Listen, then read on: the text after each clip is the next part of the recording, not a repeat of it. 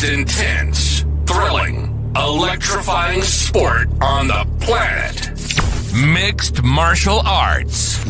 You've been looking for the definitive podcast to call your new home to hear everything about it. The search is over. This is the MMAnomaly Show. No filter. Bringing you the hottest MMA breakdowns straight from the heart of the octagon. This show is all about MMA breakdowns. For fans, by fans. We're talking UFC, MMA, and the occasional big boxing match. We'll bring our unique take on how these fights are going to play out and who we think are the best bets. Welcome to the MMAnomaly Show. No filter. And now your hosts, Olin, a.k.a. MMAnomaly, and Emiliano, a.k.a. Jive Turkey Nano.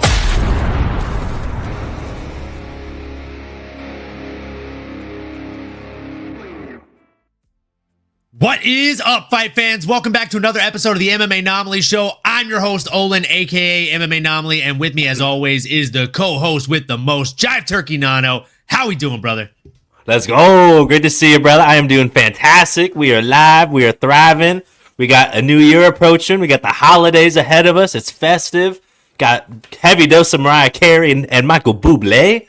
Man, life is good, baby. Jingle bells are slaying, man. Whether you're naughty or nice, it's good to have you here. Shout out Sav early in the comments. Where y'all at? Let us know where you're coming from. I'm good, brother. Energetic, man. Good to see you. Let's go. Loving the energy tonight, man. Loving the energy. As you know, the viewers might not know, I am, just bouncing back myself from a bit of a bug. You know, there's a big stomach bug going around, and I was not immune to its merciless will. And so here we are. But I digress. I couldn't go without talking about this beautiful, beautiful fight card that is UFC 310. Folks, what a fight card we had this past Saturday. I mean, everything from the early prelims to the prelims to the main card to the main event of the evening was just fucking fireworks, as Sav already threw in the chat, folks. And let's throw some air horns for Sav. I mean, what a legend. Here before the show started, already in the chat, you'd love to fucking see it. Let's go. Come on. Speaking of things you love to see, I mean, this first fight of the freaking fight card, man. Kennedy Nzechukwu versus Lukasz Brzezinski. You and I both had Kennedy Nzechukwu. Good pick, obviously. He got it done in just 4 minutes and 51 seconds of round number one. I'll pass it to you, Nano. What stood out to you most about this fight and this performance? Yeah, man. I mean, not surprised to see another powerful knockout by the boy Kennedy Nzechukwu, a new staple here in the heavyweight division, a new guy, a new contender. Y'all got to keep an eye out for. I do think his patience was something that stood out to me. Almost got out of the first round. He almost needed the full 4 minutes and 59 seconds, but no, 4:51 with seconds to spare there. He might have heard the bell and said, okay, let me go ahead and take care of business. Kennedy was able to get it done. Was surprised also to see that Lukasz actually landed more strikes than Kennedy, but hey, ain't always about the numbers, right? All it takes is one, especially with these big boys. But he looks great, man. I mean, I was a little worried if he's a tweener. You got an opponent in front of you who's on a losing streak, back against the wall. Didn't matter. Kennedy, rose to the top here. Absolutely strong. No problem. I mean, honestly, I think he's perfect size for the division. Again, the speed showed to pay dividends, and it was a fun one, brother. Banger to start the card. Absolute fireworks. But I was surprised pleasantly to see how poised he was and finally got the knockout there at the end of the first. What about you, brother? Any big takeaways? I don't really have anyone top of mind for Kennedy. I mean, heavyweight division, I don't think it's too early to maybe look at the top 15 or maybe have someone else that's sort of itching their way closer to it. But I think you put him in there with any of the names, and I'm tuning in. What are your thoughts, brother? I mean, I think you've got to give him a top 10. First and foremost, great breakdown as always, Nano. Give it up for the fucking Jive Turkey here, folks. The guy really, really knows his stuff. And yeah, I mean, Kennedy just looked to be a step ahead of him everywhere the fight went, right? He also just seemed to be significantly faster. I think that was the biggest thing that stood out to me about it. I don't have a name on the tip of my tongue. I'd just say you got to give him somebody in the top 5 top 10 at the very least. The kid is skilled, and heavyweight is just, itching for new contenders, in my opinion. So we move into the next one, which was a lightweight bout between Clay Guida and Chase Hooper, formerly the Teenage Dream, now just the Dream. And look, I'm going to address the elephant in the room early here, folks. I lost pretty much every DraftKings Sportsbooks bet that I put in this week. It was bad. It was ugly. But the good news is, somehow, some way, we're still up. All right. Went and visited family, which is probably, why I got the little bug. Travel always does that, but I ended up throwing in a little bit of an NFL bet. Kind of a long-winded NFL bet. And, it paid off. It was good stuff. So I'll run through that here in a little bit. But first and foremost, this is an MMA show. And I did also throw in a couple bets on Underdog. And I had to do the flex on them just in case I missed one. But here's what did end up happening on the ones I won. I made back some money. Okay. So I turned 1 unit into 8 units. Pretty damn solid. I went Chase Hooper, first round finish. That happened. I went Aljamain Sterling over 1.5 takedowns. That definitely happened. And then I went Randy Road Boy Brown. And they even gave me a little buffer on this one, getting more significant strikes. They gave me a 7.5 differential there. So I hit all 3 of those again, 1 unit into just over 8. So happy stuff. Happy stuff. That damn near bounced me back. And then the NFL bet that I'll go over at the very end of the show. So make sure you stick around. I'll tell you how that basically doubled my winnings, or I should say my losses into winnings. And shout out the man, the myth, the legend, the man with the biggest biceps I've ever seen on a show. Crossover MMA. How we doing, brother? Let's go. What's up? What's up? Good to see you. Let's finish the year strong with UFC Tampa is right. Today is the UFC 310 breakdown. Tomorrow is the Tampa breakdown. We might have to have crossover on if he's down for it. Let's go. Red Rover, crossover, come over now. Let's go. Talk to us. So I'm going to take the lead on this one. Chase Hooper against Clay Guida. My guy, my goodness. Chase just looked fucking incredible. Now, I usually ask you what stood out the most to you, if anything, or what surprised you the most about this fighter, if anything. So I'll reflect that on myself. What surprised me the most about this fight, Nano, is how comfortable and how smooth and how slick Chase Hooper looked on his freaking feet on Saturday night. My goodness. He was just kind of flowing with it, right? Like nothing tense, just looping around with things. And he was just flowing. It was nice. It's something you don't really see from the grapple heavy Chase Hooper. And it really, really stands to tell you that, all the training that this man has been putting in is really, really beginning to pay dividends. I truly think that the sky is the limit for this kid. He's still so incredibly young. He's only 25 years old, and it feels like we've been watching this kid forever already. And he just goes out there and puts away a legend in less than 4 minutes. It took him 3 minutes and 41 seconds to get it done this weekend, and arguably his most impressive win. He gets it done via armbar. I forget what it's called, but it's a specific style of armbar, like the locksmith armbar or some shit like that. Either way, my goodness, it was something to behold. He just made it look easy out there. Easier than it should have looked. Nano, what'd you think? Yeah, man, he did make it look easy. I think we all kind of knew, and the odds certainly suggested that Chase was going to go out there and find a way to get it done. They probably shouldn't have been fighting, but a chance for me to see our boy Clay Guida one more time. Always a pleasure. Always love seeing him go out there and scrap. Before I keep going, what up, C-Pete?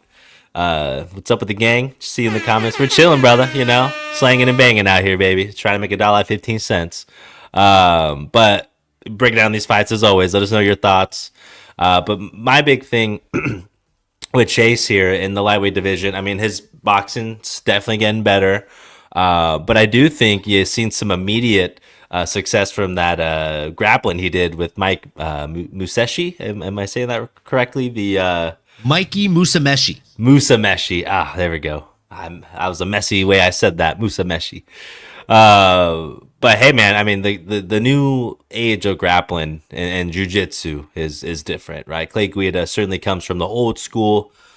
Yeah, and he's over 40 years old. Don't know why he's fighting this young kid. He looks like he could have been his dad in there. It's kind of the dynamic it looks like. A little bit of a backyard brawl almost, if you maybe change the setting. But and even Clay's style, right? All the head bopping. He had just enough hair where you still see it all kind of moving around. He still showed a lot of anger and showed a lot of grit. But again, these young kids, man, they're too talented nowadays, man. You can't keep up with them. It's a young man's game. In terms of what's next for Mr. Hoop, I don't know, man. I mean, let's pull up Typology real quick. He is currently ranked 36th. And there's and the guy that's right in front of him as of now is Jean Lord Silva, one of the fighting nerds. Like, I mean, Jim Miller's up there, but no. I don't know that I want to see that. No. I don't know that I want to see John Silva versus Chase Hooper. And Ignacio Bahamondes is a good one. He just fought. Ignacio is. Who did he beat? He come. I think it was UFC Noche. He was coming off a big win against somebody, but someone in that caliber, right? Maybe someone that's in their mid-20s or 20-something. Yeah, he beat Manuel Torres, who I drafted in our UFC fantasy. Yeah, What a bust he starched him to. He did. And this guy's coming off a loss recently too, but even a Mekdebek Orobai, I mean, in terms of styles, can be a unique one for Mr. Hoop, Chase Hooper. Clay Guida, I mean, hang him up, man. Unless you want to go fight is it A10, Jim fucking Miller? Give me some of that action potentially, but otherwise, I don't need to see it anymore. He's the boy. He did his thing, man. Just hang him up. That's my 2 cents. Yeah, I mean, there's a number of people you could put him up against. I'll tell you who I'm not mad at. I think seeing Chase Hooper versus like Ismail Bonfim probably wouldn't be a terrible matchup. One of them Bonfim boys, you know what I'm saying? If not him, maybe Mekdebek Orobai, or should I say Worobai, coming off that loss. That man looked like he was just a fucking Terminator. Would not go down. Good Lord. Talk about made of metal. And while we're talking about made of metal, we should mention someone who's made of sugar. What up, Lethal Sugar? Hope you're doing well, my friend. Glad to see you back in the chat. Speaking of the boys are back. Act like we never left, baby. Let's go. Good to have you. Act like we never left. We'll be back again tomorrow as well to break down this upcoming card. As I stated earlier, I was doing a little bit of family travel this week, so that's why we're a little bit behind. And then obviously came down with the sickness, as Disturbed said. Get up, come on, get down with the sickness. That was the sound I was making yesterday. Oh no. Oh no. Oh man. That's brutal. Right on cue. Right on cue. Yeah, so that was definitely the sounds that I was making yesterday. Not great. But I digress. We move on. Those are my 2 picks for Chase Hooper's next match. And for Clay Guida, I know sometimes we say like what we think should be next for the biggest losers as well. I would say when it comes to Chase Hooper, it's just time to hang him up, man. It's been a tough run of the mill here lately, and I don't think things are going to get any easier. Maybe sign up for GFL, which we'll probably talk about a little bit later in the episode here. With that being said, we move next into the welterweight division. We had a Legends bout, in my opinion, between Max Payne Griffin and Michael Maverick Chiesa. This was a very, very interesting fight. I took the lead on the last one, so Nano, I will let you take the lead on this one. Tell us how it made you feel. Oh man, made me feel a little nostalgia for sure. Made me feel a little bit of circa, 2018 or something like that. A young 20-something-year-old jive turkey just jabbing around, a little baby Turk. No, it was a fun fight, man. It was kind of what I expected, to be honest. I was hoping to see the best version of Chiesa at this point. Turn back the clock a little bit. Looked like he's a big guy. I forget how freaking big this dude is. Even up against another stout dude in Max Griffin. He did bring some pain, but just not enough. I think he has his IQ. the durability, the strength that he had in there, his resilience, and I mean his I would say persistence to get the takedown. Didn't land them all, but it kept Max Griffin on his back foot, which tires you out. He just felt like he just really wasn't able to get out the gate, wasn't able to get the strikes going. But again, all compliments to Michael Chiesa, right? It's styles clash, and Chiesa neutralized Max's offense and got to his game, made it muddy, made it nice and messy, and got the finish in the third round, which I kind of was shocked by as well. Still having that much gas in the tank as you get, on the other side of 30. Love to see it. I mean, a lot of compliments to the boy Chiesa. I'm going to hold off on what I think's next.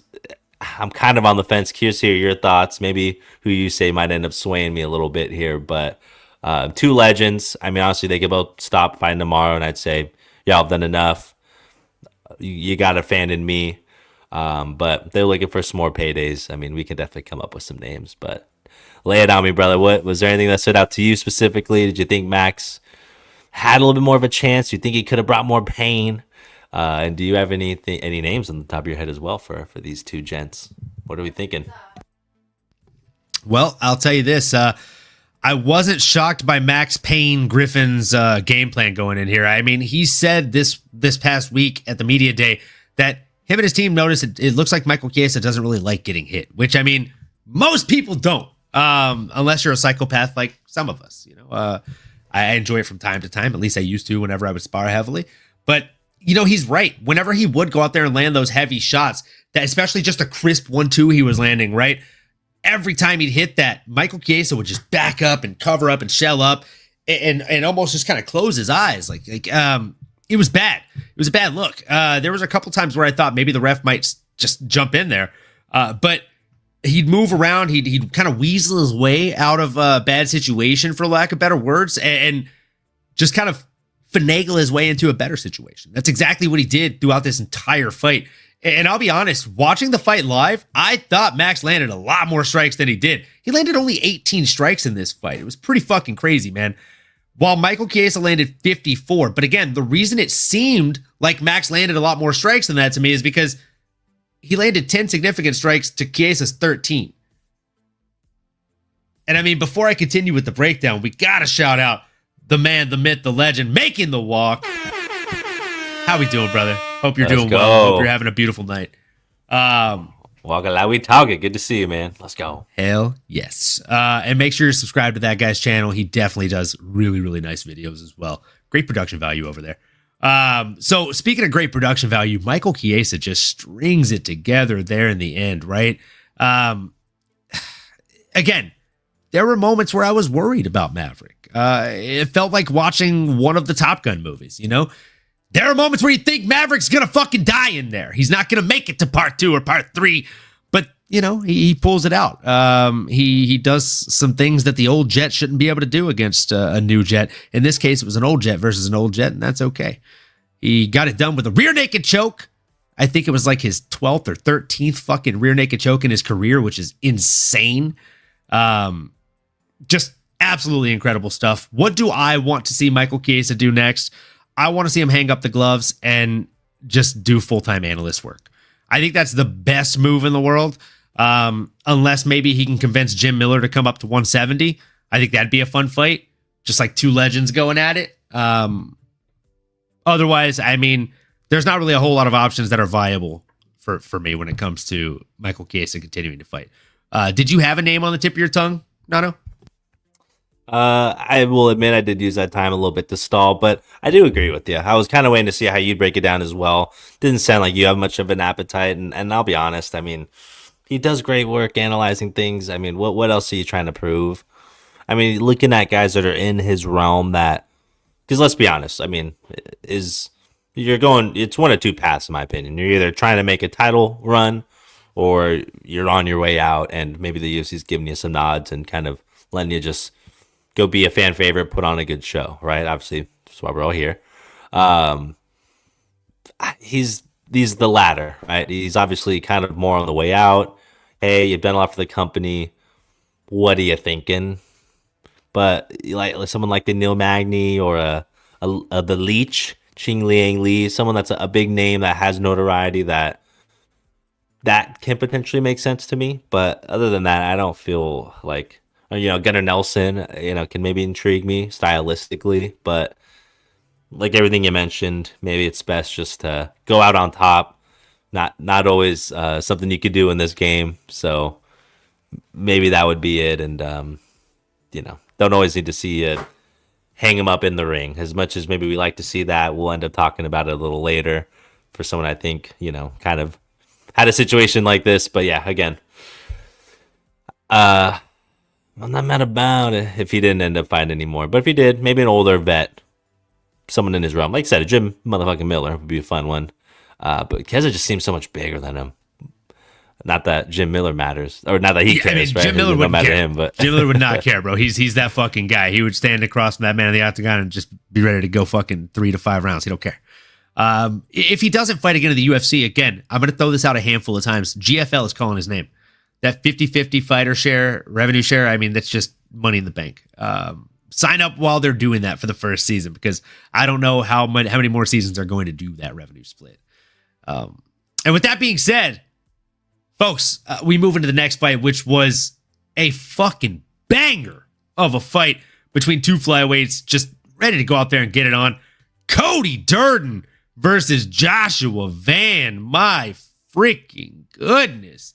Now, I had Cody Durden in this one. I thought the underdog was going to go out there and get it done via wrestling. He did land 2 of 8 takedowns. He just was not able to establish the control and dominance he needed to with those takedowns. And with that being said, he attempted 223 strikes, but he only landed 74 of them, a whopping 33.2%.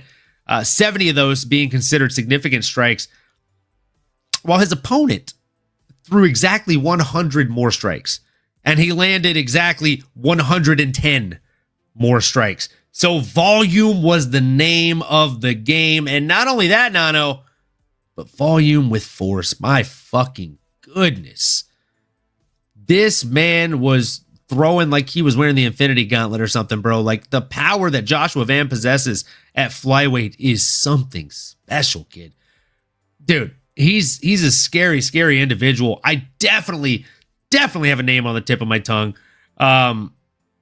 Again, like, what this fight boiled down to for me, and what really impressed me, was Joshua Van's ability to get back to his feet once being taken down, and his ability to stuff 6 out of 8 takedowns, folks. That is phenomenal work against someone as strong and fundamentally sound as a Cody Durden here. And more so, the fact that he's able to stuff those takedowns, have an onslaught of 8 takedowns coming at him across a 15-minute fight, and still manage to throw 323 strikes and land 184 of them. A lot of those were to the fucking head. Cody Durden looked like a mess by the end of this fight, and it was clear to see who was going to get the judge's nod. Nano, what shocked you, if anything, about this fight? I know you were already high on Joshua Van coming in, but man, how much higher are you on riding that hype train? I love it, man. I love it. Yeah, definitely high on him. The boxing, his toughness, and what he's doing at such a young age, the poise he shows in there. You love to see it. Anybody that's accomplishing that, and you're 22, 23 years old, I mean, come on. What are we talking about? I do got to say, though, I was leaning Cody a little bit going into it. I thought, hey, he's a little bit more of the veteran here. He has maybe a few more tools in the toolbox. But, man, you know what really chapped my hive, man? You know, really grinded my gears, man. It was seeing Cody in the face-off in the press, or I guess the weigh-in, right? The official weigh-in, or ceremonial weigh-in, excuse me. And he kind of gives Joshua Van the old classic middle school boots up, 2 for flinching kind of a nudge in front of you. And gosh, it irritated me. And honestly, in a way, I'm like, okay, is that what we're doing? You know? And Josh didn't even react, just kind of like nodded, like, all right, I guess you. That showed me like you lost the mental battle a little bit. If you feel the need to flinch him, because 1, it's like, I know you're not gonna do shit. 2, I mean, come on, bro. I mean, what are we doing here? You know, is that all right? Like, so to me, it was kind of the first sign where I'm like, okay, that's just gonna give your opponent the fuel that he needs. Like, which you really just don't need to do that. You just don't need to do it. Don't piss him off. You're already going to go fight him. Maybe if anything, be super nice guy and then go in there and just go cold turkey on him. Pun intended here. Gobble, gobble. Thank you. But yeah, no, all to say, man, Josh was a beast. I mean, pillar to post, he was stuffing the takedowns. He showed that with that youth, with that spring kind of in his step. Just outclassed our boy Cody, man. And now he's ranked. He's sitting in the 15th spot.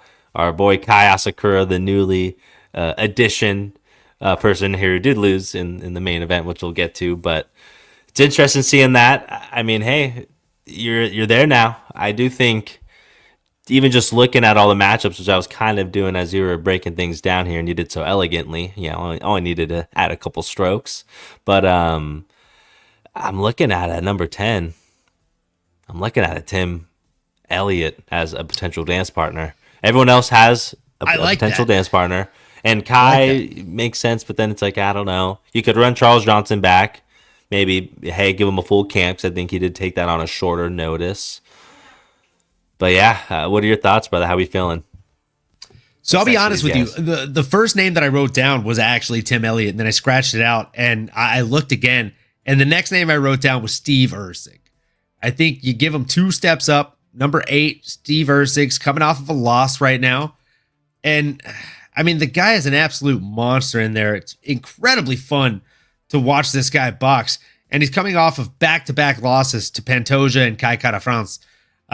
You got to think he wouldn't say no to the matchup because he's looking to have a bounce back. And he has a lot of self-belief, does Steve Erceg. So I think that'd be a really fun stylistic matchup. I think both guys would go out there and just slang and bang, man. What do you think? I like it. I like it a lot, brother. Can't go wrong either way. Erceg needs to bounce back, right? You got to fight somebody. Coming off some tough ones. And like you said, man, maybe you reward the guy, Joshua Van. You beat one of the staples in the division. Getting some good momentum behind you. He's young, so it's like if you do that, then wow, and you got a new young buck in the contending, right? In the running with the Bulls, so to speak. So that's exciting to think about. I get behind that. Sign me up. Let's go. Absolutely, man. Yeah, and again, I just think stylistically, both of those matchups, the Tim Elliott matchup is a lot of fun too. Tim Elliott just brings so much to the table as far as excitement. I remember like when we worked at Yelp together, I used to send a GIF of him throwing like fucking 5 or 6 flying knees in a row, back to back to back to back to back. The dude is just a video game character in there, and I think that'd be a fun matchup. So great pick on your end. Like I said, I wrote down the same thing, man. Now we move into a catch weight belt, aka a catch your heart and throw it in a fucking blender weight belt between Chris Weidman and Eryk, your boy Anders. As we say, Chris Weidman's still our boy. But this was tough, man. This was tough to watch. Let me actually let me go ahead and change the music here because I feel like it warrants it. Yep. There we go.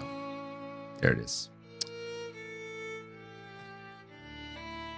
That's what we need, folks. That's the real stuff right there. I'm going to pour one up. Nano's got a glass in front of him. It is scotch. Like Ron Burgundy. He loves scotch. Scotch is scotch. Scotch is scotch. What it do, Billy? Man. And I'm going to pour a little bit out. I'm just kidding. I'm not going to pour it out. Amy would kill me. I was going to say, Amy will literally kill you, bro. Don't do that. I don't want her mad at me. Don't you put that evil on me, Ricky Bobby. This is to you, Chris Weidman. This is to you. To a hell of a career. Sad turnout on Saturday, but you're still our boy. You're still our boy. Forever. OG. Legend. Appreciate you. Stay on the show, too.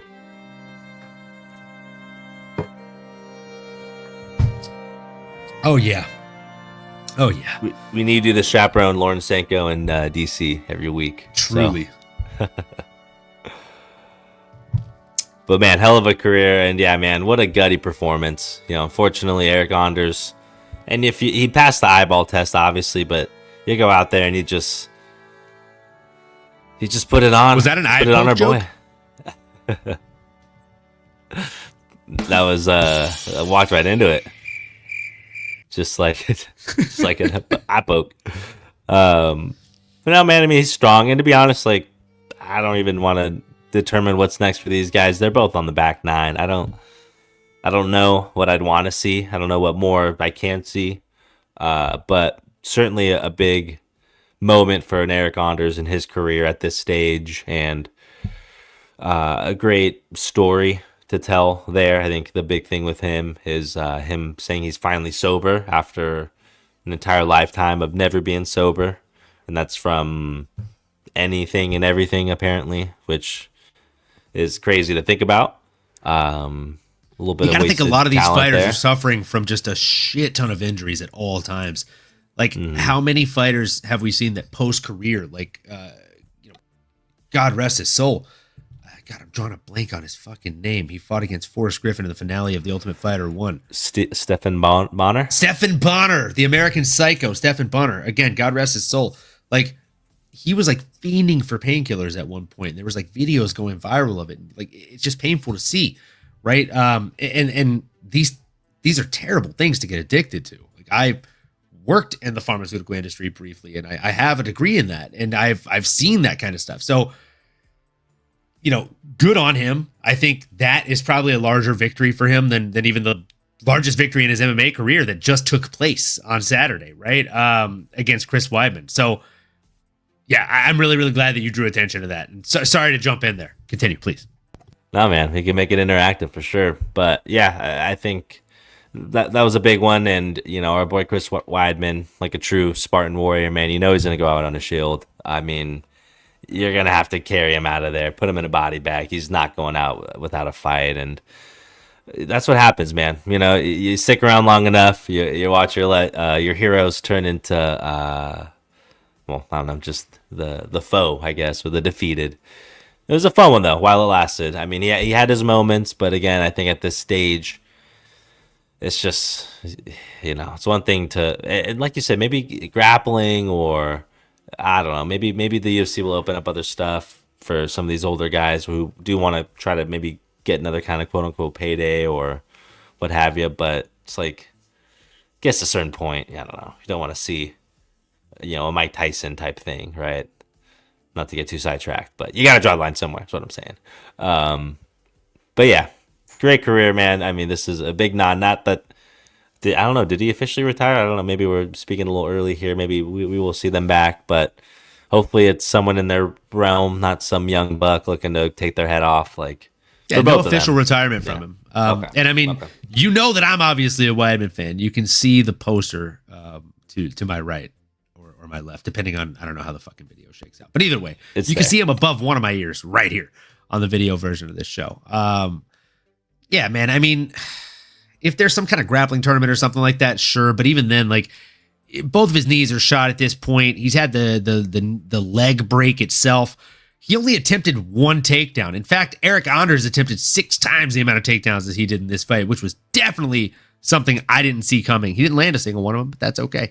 The threat was there, and that made Chris Weidman weary of the takedown, which is always a problem, right? I digress. Chris Weidman landed 27 of 50 attempted strikes in this fight, while his opponent attempted 4 times as many strikes in 193 and landed almost 3 times landed way more than 3 times. Landed almost 6 times as many strikes in 121.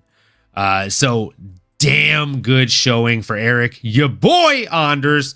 Now the big question is this: do we think Eryk Anders should retire at this point? Because he's pretty up there in his career as well, my friend. He actually has more fights than Chris Weidman, and now more wins. So do you think it's time for him to hang him up, or did you have a name on the tip of your tongue for him? Well, I guess I'm somewhere in the middle there, because I don't necessarily have a name on the tip of my tongue. But if you're Eryk Anders, you're coming off a win. I guess I don't feel as passionate about him retiring as I do about Chris Weidman. Like you mentioned, the injuries kind of, I mean, he was a champion. Like he's mentioned the endorsement deals. Like, I hope it's not something where he needs to fight out of like necessity. He's got a family, beautiful kids, beautiful family, wife. Like, think you're good. You have a future on the show too. Like, sure you're still getting paid for that. Like, you're doing all right, Bubba. Go ahead and transition on over. Turn off the switch.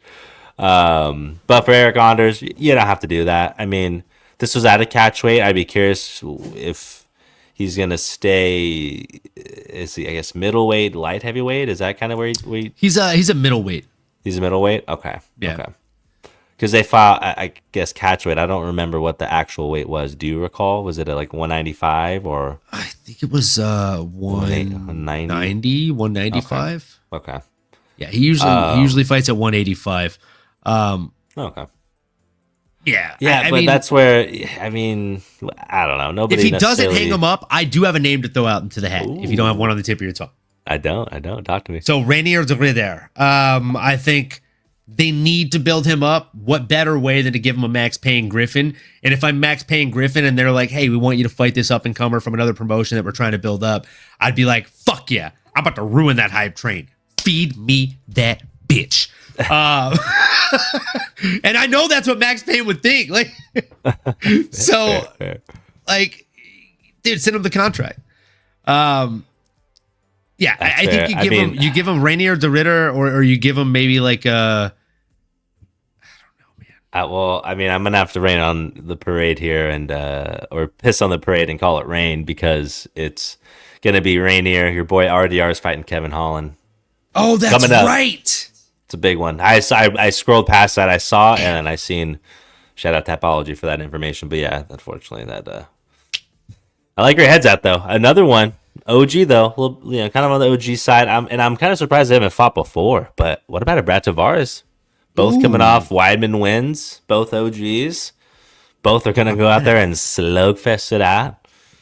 It's not a bad one, dude. That's funny that you said Brad Tavares, because literally the other name that I was looking at right as you said that was the last guy that beat Brad Tavares.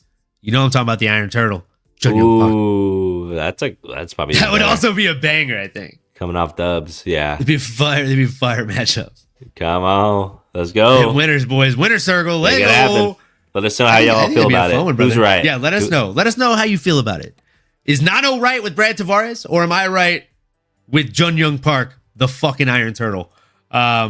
Please let us know in the chat, folks. And with that being said, we move into the prelims, folks. We had a canceled bout between Vicente Luque and Nick Diaz, and I think we can all agree that the MMA gods did us a huge, massive, monumental favor by canceling that fucking bout. That probably would have went very, very poorly, right? Based on how Vicente performed on Saturday. We'll go through that one in just a sec. But before we do that, we got to talk about this welterweight bout between Randy Rude Boy Brown and Bryan the Butcher Battle. Fucking hell, man. I thought we were off to such a good start with Randy Rude Boy Brown. He was doing really, really, really well out there. And then it just kind of all turned around in that second round a little bit. Nano, what happened in that fight, man? What was the turning point for you? Man. Well, it was somewhere in that second round, I think. I mean, to be honest, I thought Randy won, personally. I was surprised to see that. And let's even take a step back here. I don't know if we acknowledged it, but it needs to be said. Bryan Battle was over 4 pounds overweight. 4+ pounds overweight. I mean, my gosh. Garbage. Basically in a different division. So kind of had a different lens going into it. And you got to give Randy Rude Boy Brown a shout out for still taking the fight. Absolute savage. Absolute G. Legendary stuff. We were already fans of Rude Boy, but man, he definitely earned more credibility in my book. It's like, that just makes you a true freaking savage. And he looked fucking good out there, dude. Ripping the body, working his way upstairs. I thought he clearly won the first round.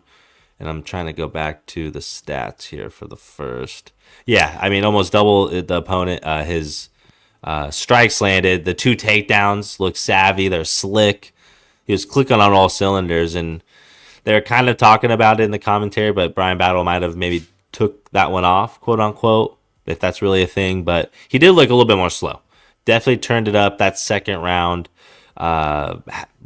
Certainly outlanded our boy Rude Boy, but it didn't feel like it was that much of a landslide. Still a toss-up, but I felt, okay, I can see if maybe you give Bryan Battle that round. Also a lot of clinch work, and to me, it's harder to judge that. I mean, you're seeing some knees, you're seeing things get blocked, but it's not as clean as you see in a 1-2 or like we saw from Rude Boy. I mean, some clean combinations, some heavy overhand rights and lefts, and which was almost throwing himself off balance. I think I would have liked to see maybe even just a little more, I guess, balance, not necessarily everything at 110%, maybe some 90%ers in there, 80%ers, but that's nitpicky. The third round was a banger. Both guys going back and forth, tit for tat, clinch work, knees, big moments. I mean, Randy had like a 5 or 7 punch combination, but I think the one, I guess stipulation or thing that favored Bryan Battle is the fact that he didn't really look like any of those punches were impacting him at all, and unfortunately you want to see a little bit of that reaction or something, but getting ripped to the body, taking the shots off the head and just marching forward, zombie-like almost. And when he was landing, they were hurting Rude Boy, unfortunately. He had a couple knees. He had one flush knee in the clinch that had me worried a little bit, but Rude Boy stayed poised in there. But again, man, he's basically fighting a freaking heavyweight at that point. And the other unfortunate thing is, Randy had to suffer. He had to go through all that. Even just, it's a lot, man. To recover, to get back in there and feel yourself, you're not where your opponent basically is. It's like, come on, that's a disadvantage. So to get it to a split decision against a Bryan Battle, I think Randy should still get some credit. I don't know if Dana gave him the Volkov treatment and whispered in his ear, hey, I thought you won. But I'm hoping so. Man, I didn't think it was that big of a robbery, but I definitely do think it was a slight one there. The cop should have been called. Because Randy, Rude Boy Brown, you're supposed to judge it based on significant damage here, and I do think he landed the more significant shots, and so do the analysts here, because 57-60 is what the stats read, and that's a 60 on Randy Rude Boy Brown's side. Granted, he landed 29 less total strikes. He still landed 3 more significant strikes. He also got 2 takedowns compared to the 0 that Bryan the Butcher Battle got. And as you stated so eloquently, Nano, he came in against a fighter that was essentially in another fucking weight class on the scale, and definitely on Saturday night. So, if I'm Randy Rude Boy Brown, I'm hanging my head high and knowing that I'm a fucking beast. I'm a warrior, and I won that fight, truly. And more than anything, he won fans in that fight. More, and more fans. So, again, if I'm Bryan the Butcher Battle, I'm not super happy with that performance, right? I came in 5 pounds overweight. I poked and plotted for the first round, and then I weighed on him for the second round. Third round was definitely a banger. I think that second round was kind of just Bryan kind of weighing on him a little bit and trying to tire him out, using the weight to his advantage, really. But that being said, he still won the fight, did Bryan Battle. So, do you have a name at the tip of your tongue in the welterweight division, or should we go up to the middleweight division for this young man? I guess he'll have to stay in welterweight, although he should maybe reconsider. Because at this point, and I'm going to double check my... Okay, no. So he's not ranked, but he is like right outside that top ranking apparently here. According to Tapology, he's currently sitting... where'd he go? The 16th spot. So, but when I look at that top 15, it's a freaking murderer's row. I don't think he's... Respectfully, he has a hard time with a lot of those guys. In fact, all of them, for being honest here. But what do you think about Vicente Luque? I like that one. I was going to say that's the one name, and I didn't want to take the easy way out and cross it off 2 birds with 1 stone, but it kind of makes sense. You need to have a eliminator, right? You need to have a way to... I don't know if it's like tournament style, but in that kind of process, right? Okay, winner gets a top 10, baby. Winner gets a top 10. Yep, exactly that. And then it's all timing from there. But there's a young buck and a Michael Morales who's sitting around in the wings. A lot of guys. Maybe, you could throw them straight to the Wolves, but it's like, fuck. I mean, how can you reward him, right? He just missed by 4 pounds. If he didn't do that, so that's the thing. feeling, that's the thing. You don't want to reward him because he missed by so many fucking pounds. You can't overlook that completely. That's tough. It's like, hey, you missed weight by 5 pounds. I mean, essentially, if this was an office job, you showed up with not only no pants but no underwear. Also, we're gonna go ahead and give you a raise and a promotion. You made executive. Congrats. It's like Ted. Yeah, it's like Ted. What the actual fuck? No, you can't do that. So instead, what do you do? What do you do? What do you do? What do you do? I'll tell you what you do. You do something very mean. You give him somebody like Hinat Fakhretinov. Or you give him somebody like Muslim Salikov, who's like fucking 5 ranks under him, which would both be banger fights. Oh yeah. I like both of those. I mean, I guess in terms of punishing him, I mean, yeah, to your point, you certainly can't reward him too much. Like, you can't reward him. I mean, the silent assassin can come in and based off how you looked at last time, I was really down and out last time I saw Vicente, or previously than Saturday, but boy, he looked good out there. I'm sure we'll get into it, but yeah, I mean, short, sweet, obviously, but let's go. We'll run it. 2 for 1. Or maybe you give him Themba Garembo. Same weight class. I think full camp Themba does bad things to that young man. And Themba's, I don't know why, but he's ranked, according to Tapology, he's like number 35, even though he just fought on short notice against, he did take that fight on short notice against our guy. The Mang. Sav said in the chat here, fatty. Hate how I handled that crowd. Yeah, you and me both, kid. You and me both. Also, she threw in the violin and the sad face for Chris Weidman. Yeah. Apropos. Apropos it is. Oh, man, you hate to fucking see it. We did have a shot on Randy Brown. It's so soon. We're going to pour that out right now as we get ready to break down this next fight. We have Movsar Evloev coming in against Aljamain Sterling at the featherweight division here. I got to tell you, don't love Movsar's new haircut. Definitely a less aura, as the kids say. What does that even mean? Can someone break that down for me in the chat? What does aura mean exactly? I mean, like, I know what it means in like the game Diablo 2. It's like a fucking effect that hovers around you and gives you you and your party boosted stats in some manners.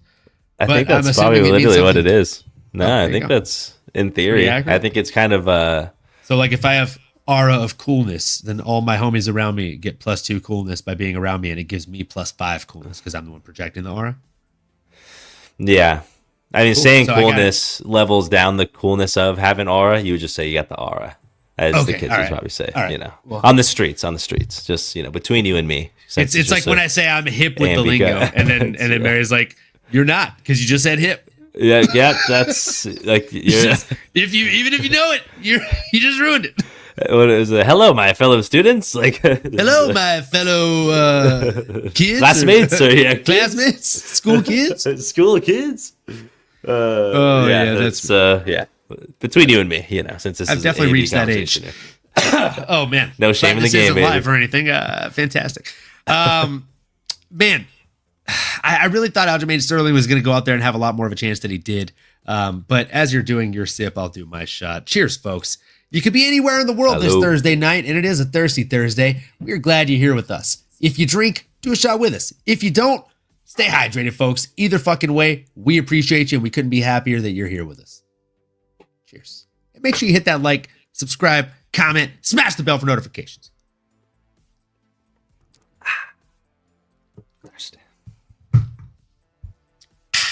Great fight, though. I mean, honestly, I was expecting just a lot of crotch sniffing, as Jorge Masvidal coined, but this was a fun one, man. Really high level wrestling, back and forth.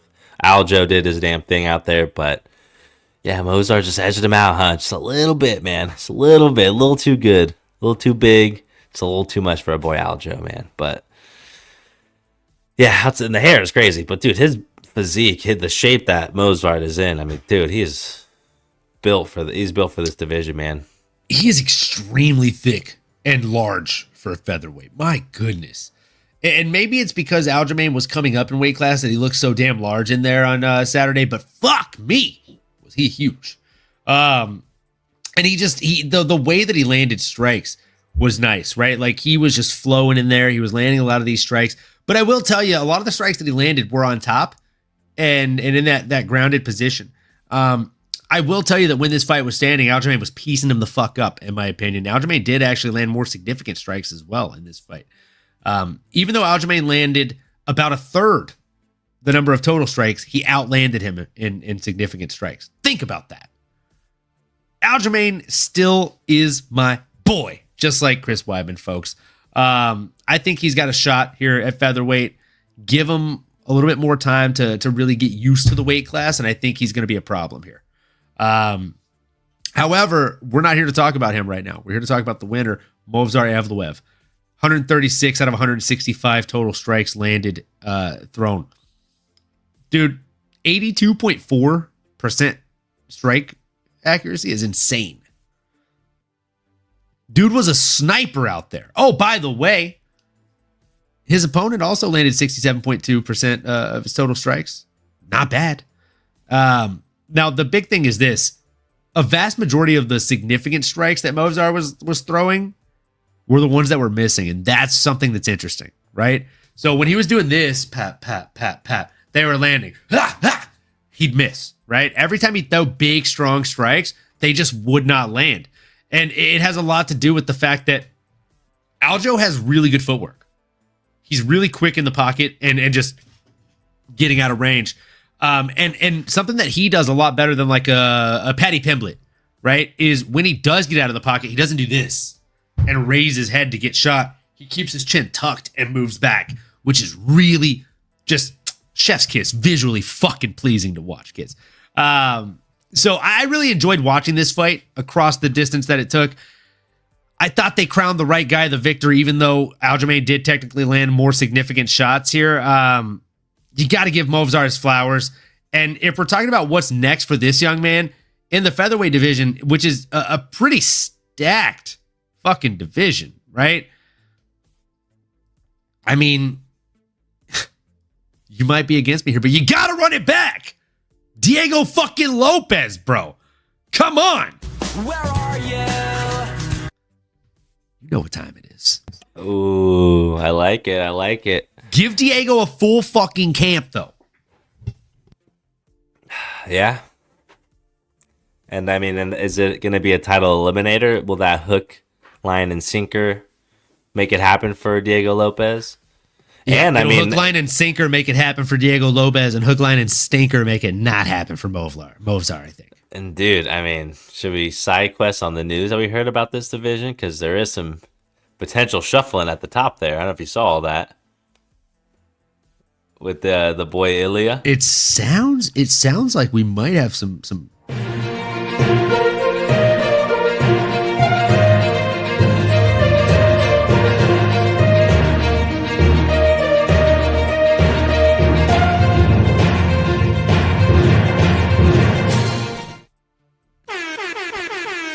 Reporting to you live here in the streets of Brooklyn.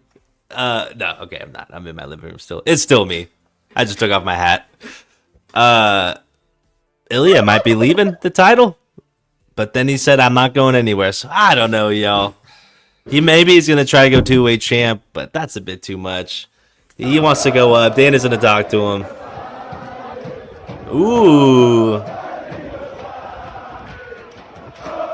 I mean, if he goes up, hand sanitizer, boy, it might be time. Sheesh. Crazy, man. You're crazy. Be a funny matchup if you went up in weight. But I mean, if he goes up in weight class, he's going straight for the title. Yeah. You know this, brother. That fight would be crazy.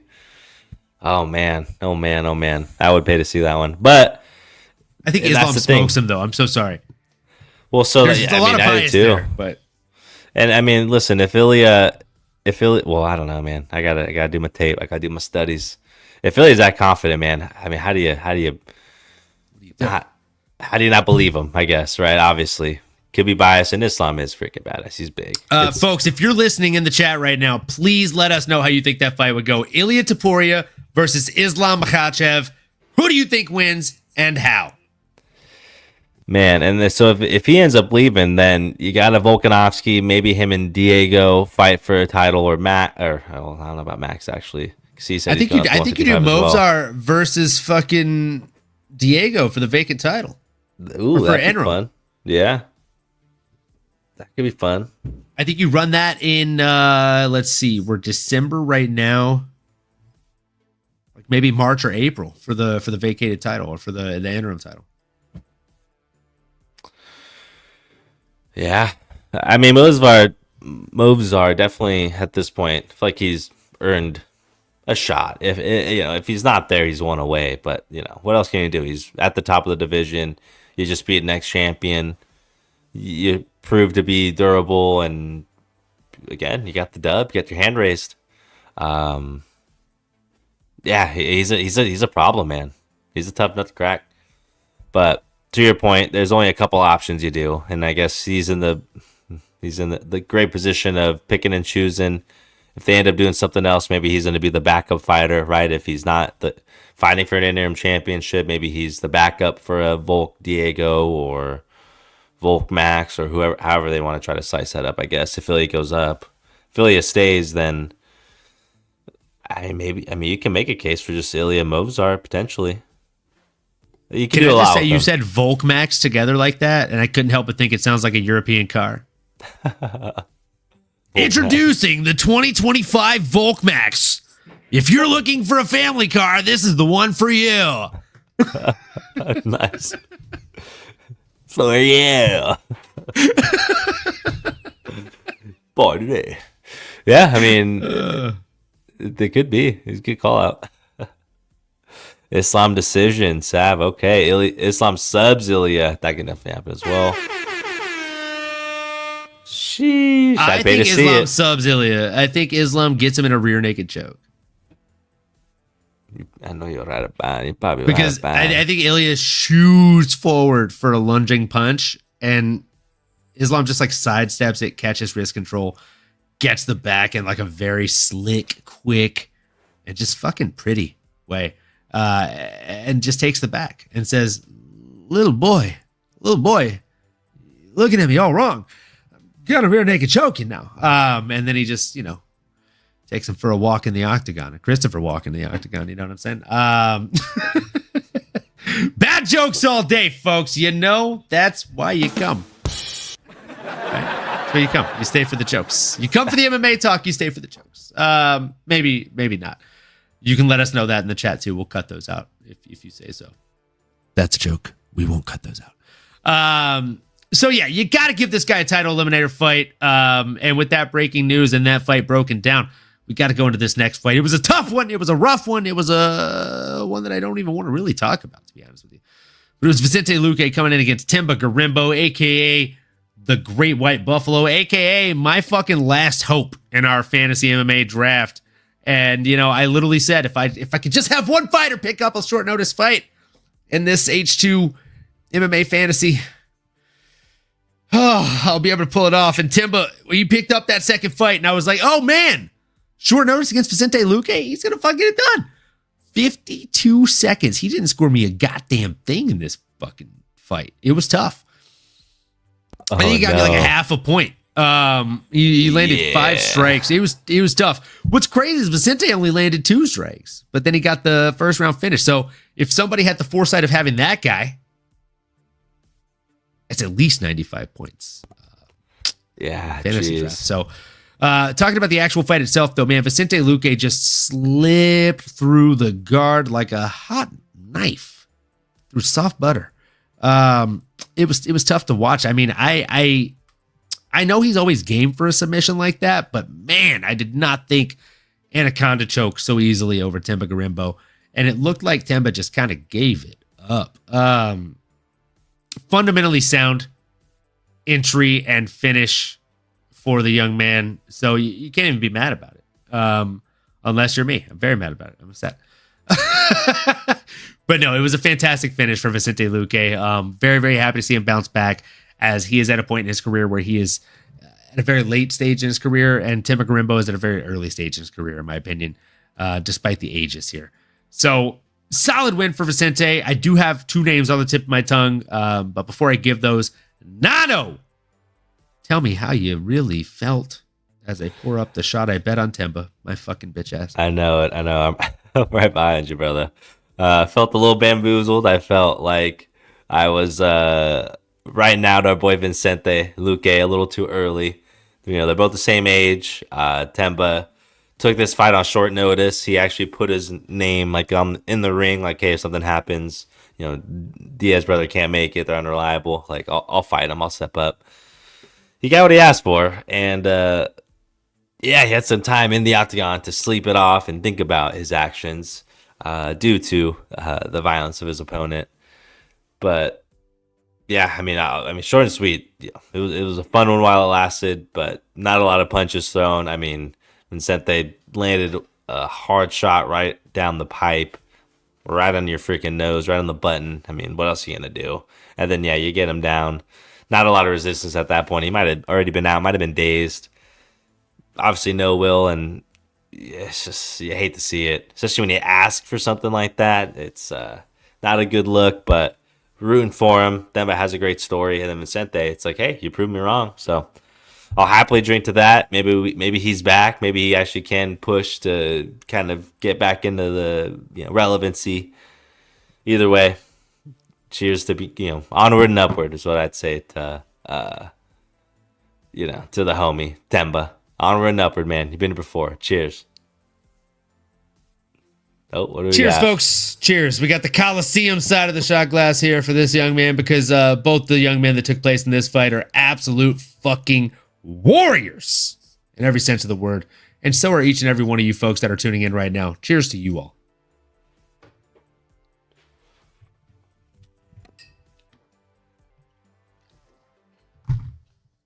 Also, can I just say, I know everyone in the world has played Mario Kart, right? Like, that's fair. But who here in the chat has ever heard of Diddy Kong Racing? I mean, speaking for myself here, I don't think I've heard of it. It was incredible. It's shit on Mario Kart, in my opinion. It was like Mario Kart, but you could play with Diddy Kong characters and Donkey Kong characters. So it was like other characters from the Nintendo universe. Hey, that's sick. So you could do airplane races and things like that. And they had this whole universe of other characters. And one of the characters was a tiger named Themba. And every time I say Themba Gorimbo, I think of this fucking goofy ass little tiger. I just had to say that out loud because I feel very silly about it.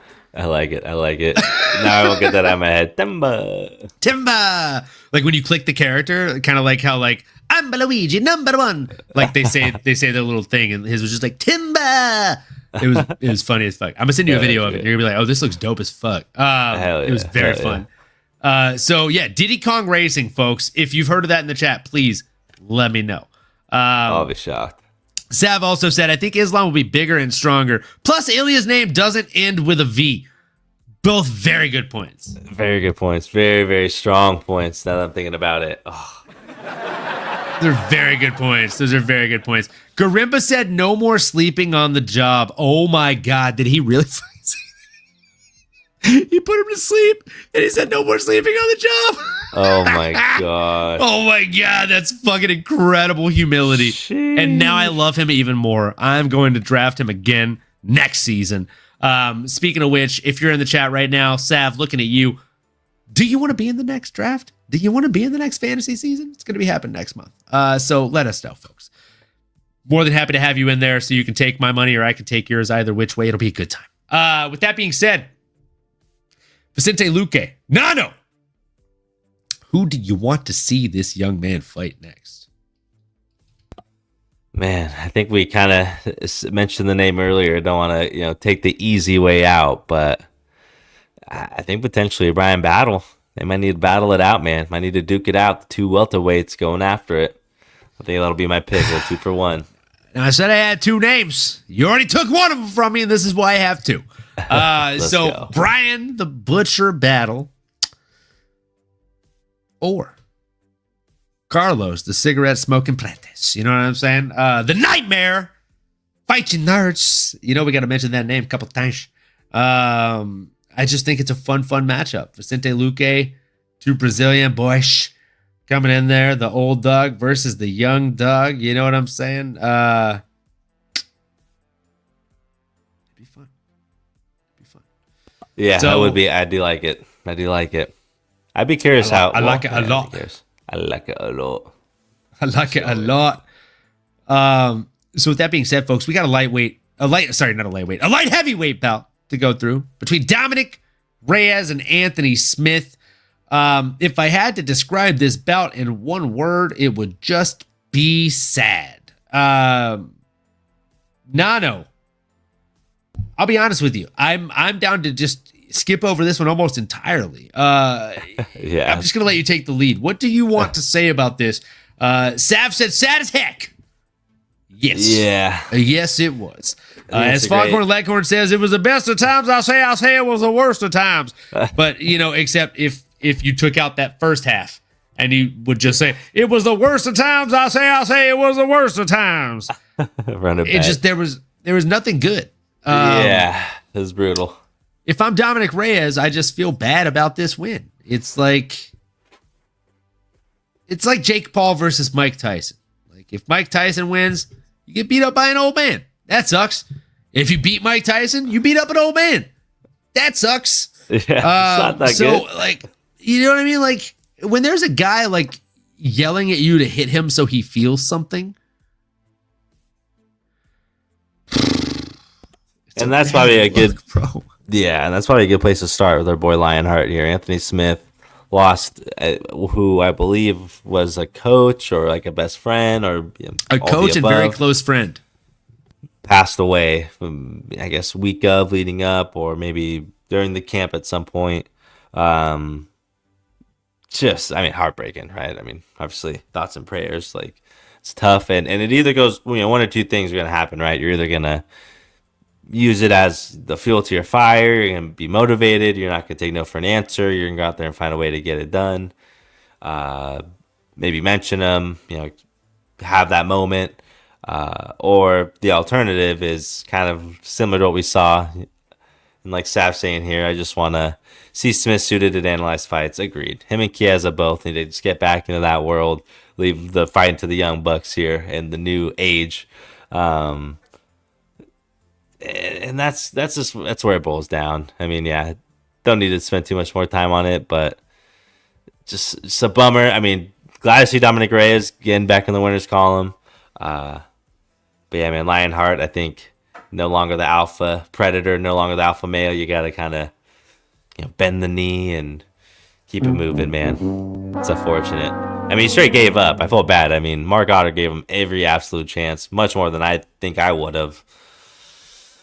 Because he just pretty much said, oh, you got me.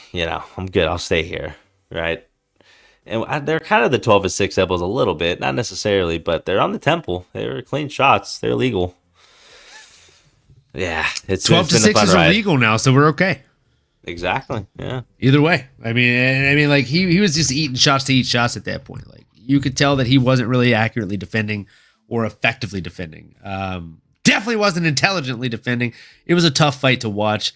But as a Dominick Reyes fan, it is very happy to see him continue in the winner circle here, right? With that being said, what do you think should be next for this young man? Do you have a name on the tip of your tongue? Would you rather me go first to stall for you so you have a little bit of time?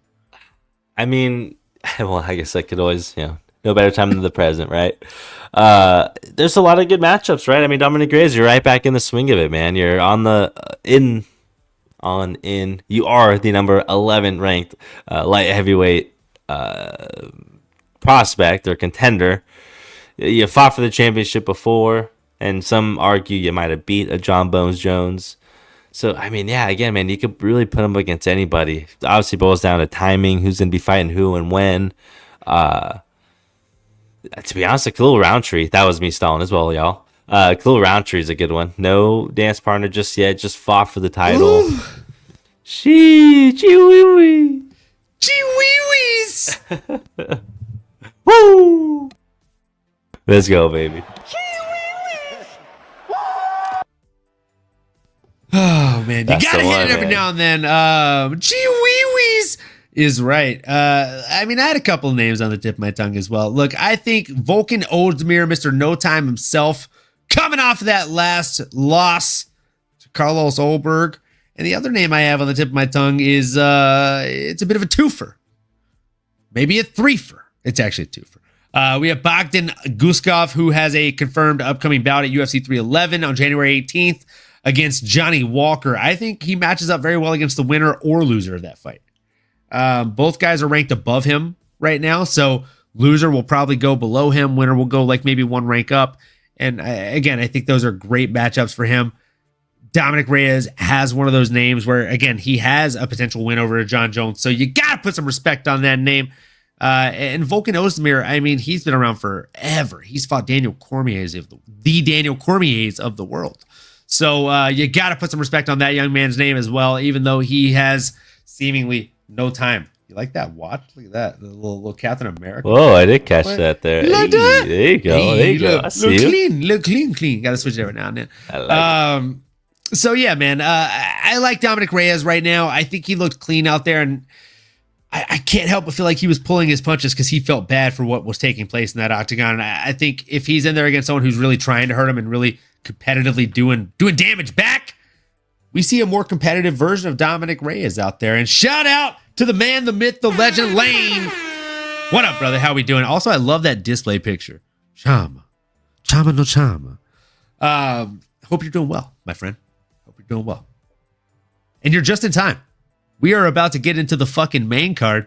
And as Bruce says, better than any of us. It's time! For that main card opener, folks, we had Nate the Train Landwehr coming in here against Dooho Choi, a.k.a. the Korean Super Boy. My goodness. My goodness. We were both wrong here, Nano. We were both wrong. You're right. Yes, unfortunately. Against my better judgment, gonna go ahead and pour one up here. Because we did bet on this one. We were very confident. We were very bullish, as the kids say. But dude, Korean Superboy, he is Kryptonian. You gotta have some kryptonite in your pocket if you're gonna beat this kid. And it just seemed like Nate the Train Landwehr came in there with nothing but biceps and a little bit of choo-choo train momentum. You know what I'm saying? Dooho Choi was Lane's lock. Holy shit, Lane. Lane, my friend. Then we do this shot for you. He's a beast. We do this shot for you. I think I got one on here. Oh, would you look at that? I think, is this a goat for Lane? Look at that. Legend. Little Oh, goat action. It is. Boom. For Legend. you, my friend, because that was a goat pick. All right. He is an absolute beast. Oh, wow. Did you just literally send a comment saying he's a beast? That's fucking hilarious. That's actually amazing. Oh, snap. Yeah, he is an absolute beast. That was incredible timing on that. Cheers to you, my friend, and cheers to each and every one of you folks. If you're on Twitter, make sure you come over to the YouTube. Do that, like, comment, subscribe, all that good stuff. Smash the bell for notifications, and we appreciate each and every fucking one of you. My goodness. Probably hope I unscrewed the cap on that. I might need that. Let's go, man. So, Dooho Choi. I'll take the lead on this one real quick, my friend, and then I'll pass it off to you. I won't take too long. Leave a little bit of meat on the bones for you. Biggest thing to note here was the distance shots, the range shots of Dooho Choi. Dude looked like an absolute sniper out there. I thought he was one of the most accurate fighters on the card as far as just like overall strike accuracy and little energy wasted right now. So 157 shots thrown, 114 landed for this young man, 72.6% clip. He was just making Nate miss out there. And every time he'd push Nate back, and I do mean he would push Nate back. He was pushing him back, folks. And then as soon as he'd get him back, he would just land these range distant shots. And, you know, the left, the right, just like Nano demonstrated so perfectly. Not going to lie. Whoa, that was cool. You know what I'm saying? Nano, the timing of that was nice. he was landing these really, really nice range shots. And this seemed like almost like a resurgence, a rebirth, if you will, of Dooho Choi. I was very high on Dooho Choi coming into that Cub Swanson fight. I've been a Cub Swanson fan for as long as Cub Swanson's been fighting the fucking UFC, possibly before. But going into that fight against Cub, I was like, Dooho's going to do it, man. And then it brought out the best version of Cub Swanson I think we've ever seen in mixed martial arts. It won not only Fight of the Year, but it also got inducted to the fucking UFC Hall of Fame fight wing. We were there. Yeah, that's we true. were there. Jeez, in the flesh. It's why I'm wearing this shirt, bro. Come on. They got inducted this year. So, I mean, and rightfully so. Like, Dooho Choi put on a fucking performance with that, man. Like, both of those men in that kind of fight, they leave something inside the octagon forever. Not just that night, but for the rest of their lives. And on this night, I feel like this was truly another one of those fights where both men left something of themselves in that octagon. And one man left a little bit more than the other, right? Like Nate the Train Landwehr, I've said this before. And I'll say it again, my friend. The chin, the jaw, the brain, this total package, it's like a milk carton. And it has an expiration date. And you know, when you take that milk carton out and you're like, oh shit, I forgot to put it back in the fridge after I made my oatmeal this morning. I left it out on the counter for like an hour. You took a day off that fucking expiration date, bro. And so every time you eat those punches, you're taking time off that expiration date, kid. Nate is just not doing himself any favors when it comes to that, right? The thing about this kid that's really crazy is before he even made it to the UFC, it's almost like he was like trolling. He's like, yeah, I'm an American dude. I got this thick ass Southern draw. I'm going to go to Russia. I'm going to fight these fucking kids that nobody wants to fight. I'm going to knock them out. And so that's what he did. Like he, again, not doing himself any favors. He was going to Russia and fighting studs. No. Speaking of studs, Lane commenting again, sniper and target, man. Facts. He was a fucking sniper in there. Was Dooho Choi. And Sav, off topic slightly, but still on target 100%. Y'all are going to UFC 313 too, okay? Not a question. It's her birthday. We're going. We're going to be there. We'll see you in Vegas, kid. Let's go. You just let us know what general section you're trying to book in, and we'll tell you where we're booking in. It might not be the same place, but either way, we're all going. We're all going. You let us know, kid. We're going to be there with you, and we'll all be buying you a shot for your birthday. Hopefully you remember the main event. Probably not, though. Nano, what were your thoughts on this fight, my friend, between Nate the Train and that Korean Superboy? Man, just shooketh. I was absolutely shocked. I thought, wow, this boy Dooho Choi, and he is a Hall of Famer technically, so maybe I should have put some more respect on him. I'm just such a Nate the Train fan, you know, and I actually literally turned to my brother-in-law as I helped him with some parlays. One of them had Nate the Train. This is the first fight of the main event. No bueno. And I'm like, hey, man, as it's happened and as the inevitable is on its track, the train's going downhill. That was the sound of the bank making money. I was like, hey, man. I was like, what did Nate say? They were playing it before the fight, but he was like something along the lines of, if you beat me up, man, watch what happens to you, or something like that. It was like just so silly. But like, yeah, I love that. I was like, hey, man, he said it, man. You start beating me up, watch what happens to you. Watch what happens. Choi ain't a boy. That's the Korean Superman. Oh, yeah. Lane fucking throwing fire up in here. Legend. Let's go. Yeah, I was shook, man. I mean, I just couldn't believe it, but yeah, Dooho, man, that power. It was early and often, just having freaking Nate on stilts, and then finally putting him away. I don't know how often that's happened, but I mean, that's a big accomplishment. And here's what's next for Dooho Choi. I don't necessarily have a name top of mind. Curious to hear your thoughts, or if maybe it's just kind of wait to see how active he wants to be. But yeah, no names off the top of my head. What are you thinking, brother? And he is 24, it looks like, here for Tapology. That being the Korean Superboy. Which, again, he's got to change his name, right? Is he Superman now, or is he gonna always be Superboy? I guess the world will never know. Well, Superboy is a completely different character, right? Like, Superman is Kal-El of the House of El. Superboy is a clone that is 50% Superman's DNA, 50% Lex Luthor's DNA. You guys have got to read fucking comic books, folks. I mean, they're just different characters entirely.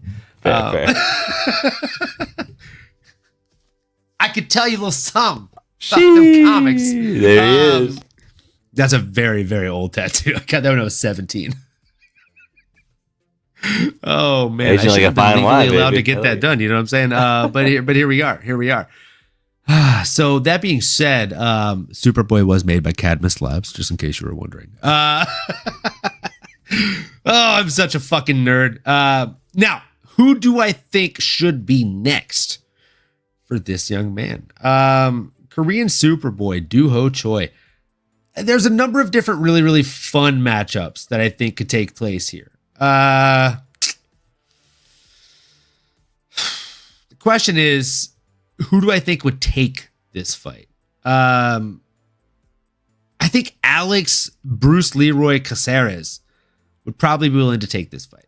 He is ranked above him, and this would be a very, very fun matchup, in my opinion. If there's somebody else that I think would be willing to take the fight, even though maybe he shouldn't, it'd be Youssef Zalal, who's ranked heftily above him, but Dooho Choi carries much heavier namesake than Youssef Zalal, the Moroccan Devil, right now. Shout out to the Moroccan Devil. We met him in June. Let's He's a go. fucking dope ass dude. Youssef. You know what I'm Shout saying? out. He's got some Jive Turkey energy for goddamn sure. Oh, Love he's that jabbing. guy. Oh, yeah. Coming off a win over the recently retired Jack Shore. Shout out Jack. Love to see that guy is going to continue his coaching career and helping shape and mold the future of mixed martial arts to come. Yeah, I'd like to see him come out there and fight one of those two. Nano, did you have a name on the tip of your tongue for this welterweight up-and-comer, or should I say welterweight vet? Oh, yeah, I guess a little bit more on the vet side, right? Let me double check how old our boy, Korean Superboy, is. Obviously, the name certainly suggests that he's a little bit younger. Somewhat 33, misleading. though. Yeah, 33. I mean, he's not young, but he's not old yet. So I guess we'll allow it. We'll allow it here. I don't know what's next for him, man. I mean, this is a guy that is, to me, again, kind of feels like a tweener, where it's like, is he trying to make a title run? I mean, he's 2-0 from this last year. Obviously, he beat Nate. He beat Bill Algeo. I mean, do you give him that step up in level of competition? There's certainly a lot of names then, but yeah, I don't. Youssef that's a good name, man. I mean, that's our boy.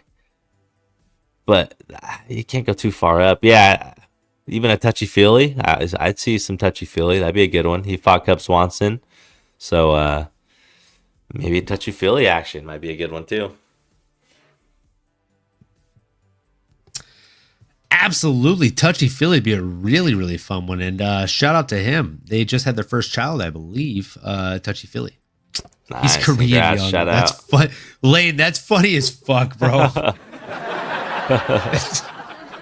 He's Korean young. Those guys don't age like normal people. You know, you're not wrong. You're not wrong in that. With that being said, folks, it's time to talk about one of the most predictable matches of the night, in my opinion. We had a featherweight bout between Bryce Mitchell coming in against the melted ice cream Kron himself, Kron Gracie. Now, the only reason this fight made it out of the main card was obviously because of the last name, Gracie, in my opinion here. There were other fights that definitely were more deserving of this main card slot, but I digress. Here we were. Nano, I took the lead on those last two. Tell us how this fight made you feel. It made me feel excited, man. I mean, it was a good fight. Bryce Mitchell was an absolute dog from pillar to post, showing why he is called Thug Nasty around these parts. Kron Gracie, he had his moments. I mean, pulling guard like that was an interesting move, and then just the finishing sequence, again, absolute masterclass. Great performance by Bryce Mitchell, finding the opening.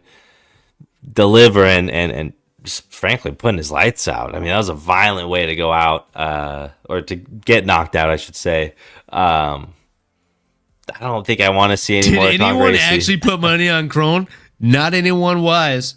I wish we had those statistics. I'm sure you could probably find it, but I hope not. Yeah, that's the goal. Is I hope not. That was about as locked and loaded it can be. No guarantees. No guarantees. Not saying that.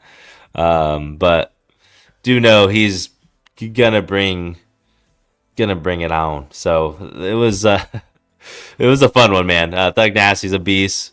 I'm excited to see him get back in the winners column and his approach to everything too. He mentioned after the fight, no yelling Jesus Christ or anything like that, no Bible or anything. But in his post-fight speech with Megan O'Leary, he mentioned, not getting too high, not getting too low. Just trying to ride the wave, be even keel.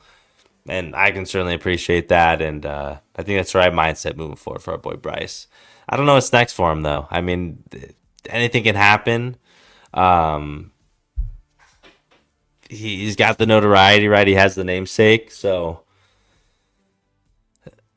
Thug Nasty could get in there. Thug Nasty with anybody, right? In theory. I don't know if you have anybody that's top of mind. I guess I don't. Did he call anybody out? I don't think so, right? Maybe that's not his nature, but shoot, I mean, Arnold Allen, maybe. I don't know if that's too high. I mean, is that too rich for your blood? What are you thinking? I don't think Arnold Allen is a bad call out. I think Arnold Allen or Aljamain Sterling would be a really, really fun matchup. Sterling is, oh my God, Sav, let's go. Sheesh. I look at the chat right as I say it. I'm like, let's fucking go. All right, let's fucking go. Yeah, I like Sterling. I think it'd be a really, really fun matchup as far as just kind of overall grappling, etc. Different things. Okay. Yeah, man. I really, really, really like that one. I think Sterling versus him is just a grappler's delight in every facet of the word, or term. And look, if you look at Thug Nasty, can we just talk about the only two people the only two people he's ever lost to in the UFC? Josh Emmett and Ilia Topuria.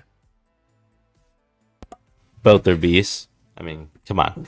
How do you argue that? Josh Emmett can knock anybody out if they make one fucking mistake and leave their chin on the center line, which is exactly what happened. And Ilia Topuria is just disgusting, bro. He will make your consciousness just disappear, folks. You already know what it is. All right. Come on. Give me Sterling in this one. I like that one a lot. I really, really, really do. But Arnold Almighty Allen is also not a bad matchup. And you might think I'm a little bit crazy, but neither is Alexander Volkanovski. I saw that face change, bro. I saw it. I mean, I seen it, dude. I seen you make fucking turkey faces right now. I was fucking watching, dude. Interessante. Man, I think I like Aljo. I think I do like the Aljo move. That's a solid one. I think it's a solid I'm one. not mad at it. I'm not about a body. And with that being said, folks, we got to move into a pretty upsetting match here. You know what I'm saying? We're talking about heavyweight bout between Ciryl Gane and Alexander Volkov. Gonna make the joke one more time. Do you know why all the children were crying? Because they got a milk, but all the cereal gone. Hey, you know what I'm saying? I'm telling you. Boy. You know what the real reason the kids were crying? Because Alexander Volkov landed 3 takedowns to the 2 that Ciryl Gane land. He landed 105 total strikes to the 48 that Ciryl Gane lands. And he somehow lost the fight. You know what I'm saying? It's not adding up to me, man. It's not adding up to me, man. And it's a split decision, too. So it's like, who's the judge? Who is it? Oh, I got to give them a piece of my mind. You know what I'm saying? Oh, man. Sav said corny. Lane said, Nano feeling pretty good, no? LOL. You know what I'm saying? And Sav said, none of those eyes always get squintier as the show goes on. Oh, it's the highlights. Hey. Just like And my Drew, future, shout out. Can I just do a quick shout out to Drew real quick? Drew. Drew Shout actually out. just came to my place. We didn't time it very well because he had a family thing that happened to be on my end of town, and I had a family thing that happened to be in fucking bumfuck Louisiana. So he was here and I was there, but we at least got one night to hang out. And when he showed up, he brought this for me. Look at this thing. Oh, let's go. I mean, I had to order another little connector case like the one in the back there. Which, I mean, Drew got me the Matt Schnell one. He also got me the other one that I already got. I love it. I mean, are you saying it's time, Lane? I'll pour up another one. Why the fuck not?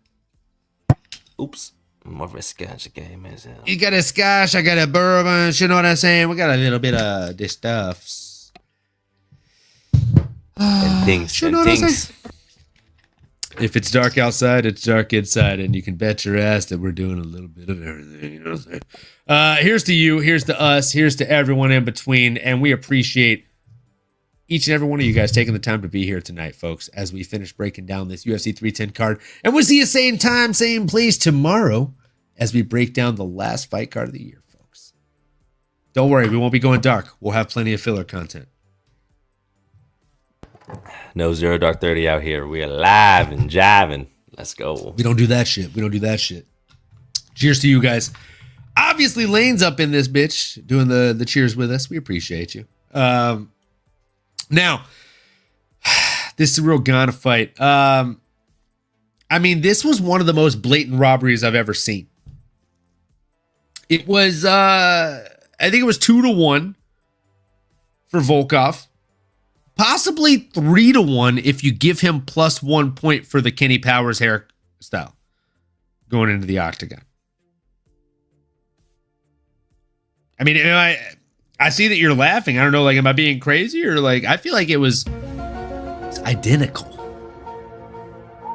I was tripping out, bro. I thought I was watching Kenny Powers in there. I thought he lost a lot of weight and got extremely tall. I do like it. Made him look very sophisticated. It was a good look for Volkov. Sav, I don't know what the fuck rawberry means, but I'm with it. Robber. Okay. I like All it. the I like it. fixes. I'm looking it up. I'm out. So what were your thoughts on that fight? And obviously, did you think it was one of the top 3 robberies of the year? Should we, and in the chat, let us know in the chat, should we add that to the MMAnomaly Awards voting? Top robbery of the year. Like Robin Hood, huh? Yeah, the Robin Hood Award. That's a tough one. Yeah, I would say my big takeaways from the fight, it was a little lackluster. Not as much violence as I'd like to see. Volkov did land 100 strikes, but that was the clear most, right? Ciryl, less than half of that.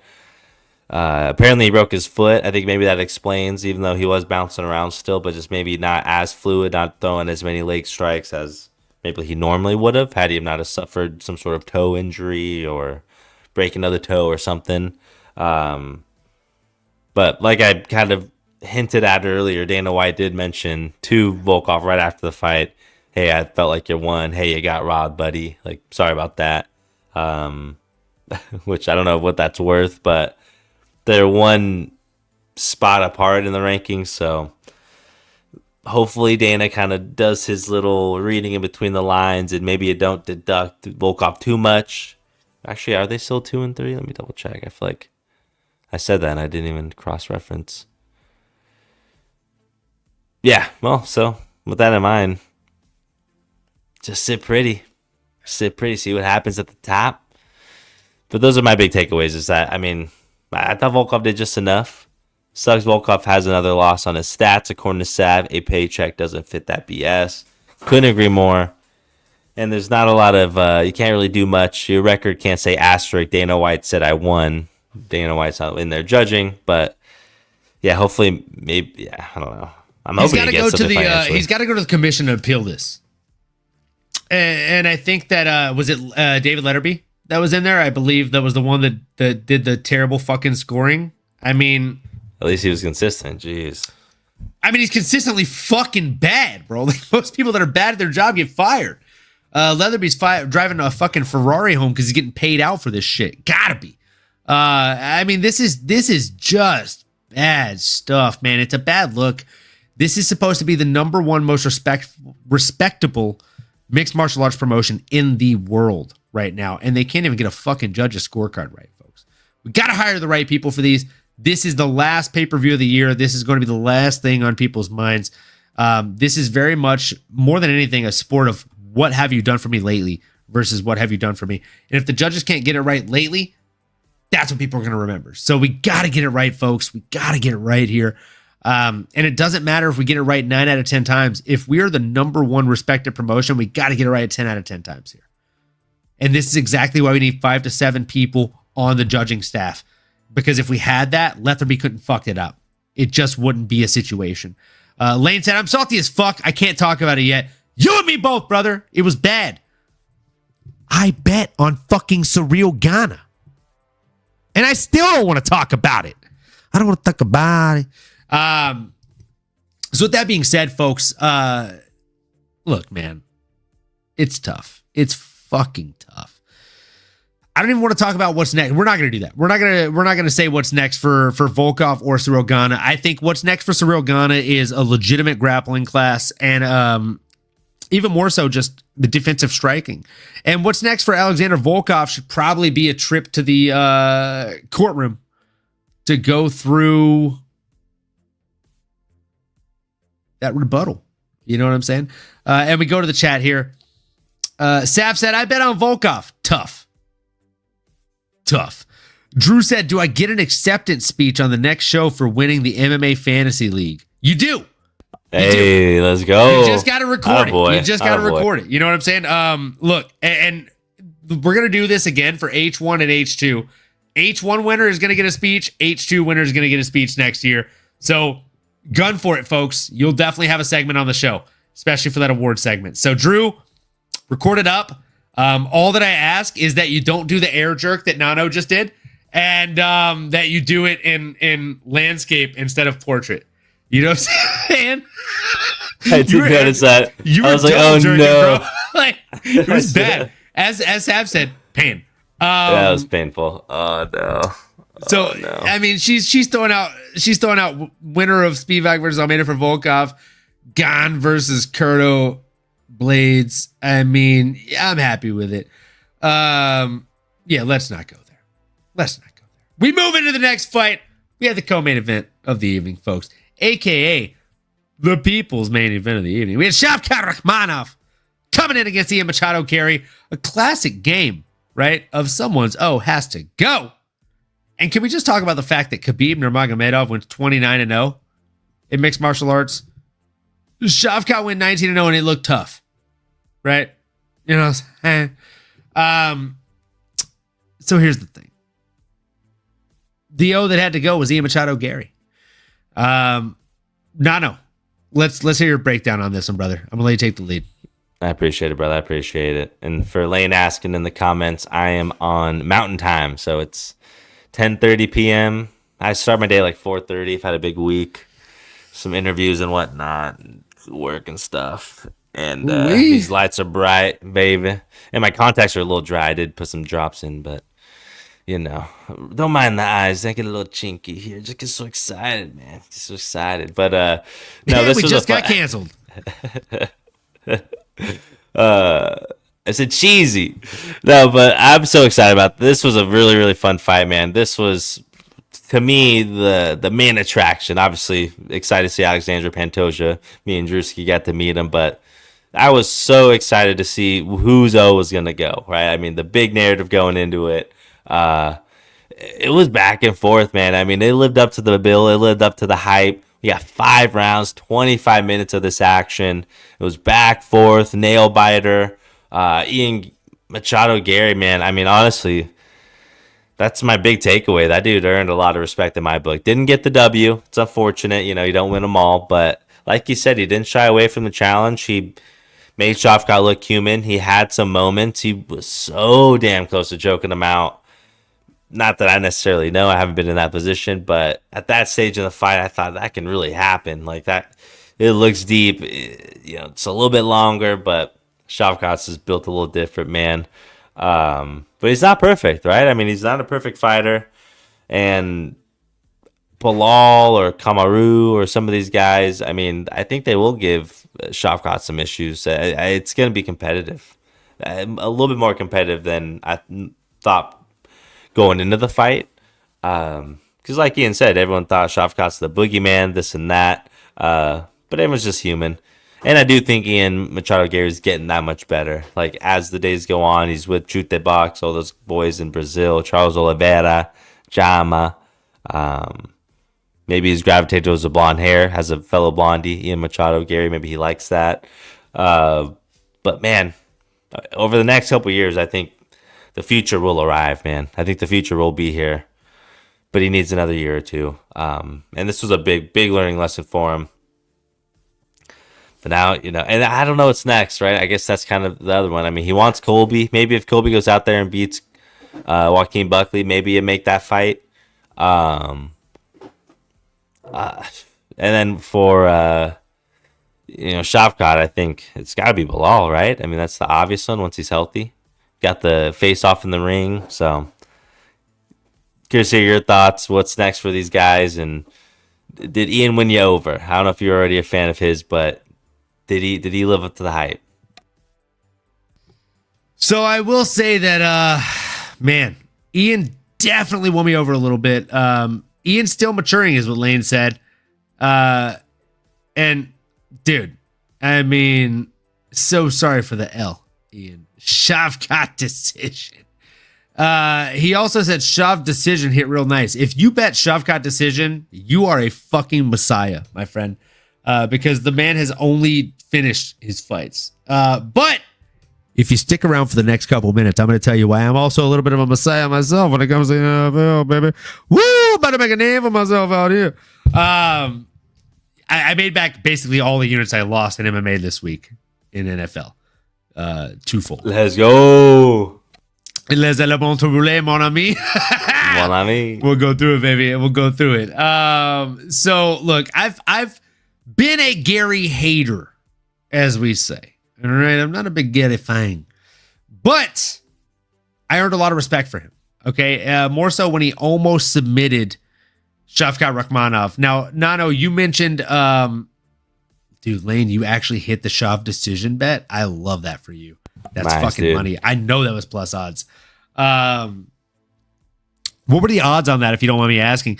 And while we're waiting on that, dude, I think the reason that Ian Garry didn't get that rear naked choke is because his head was in the wrong positioning, right? When you're trying to get that rear naked choke, you want to like wrap your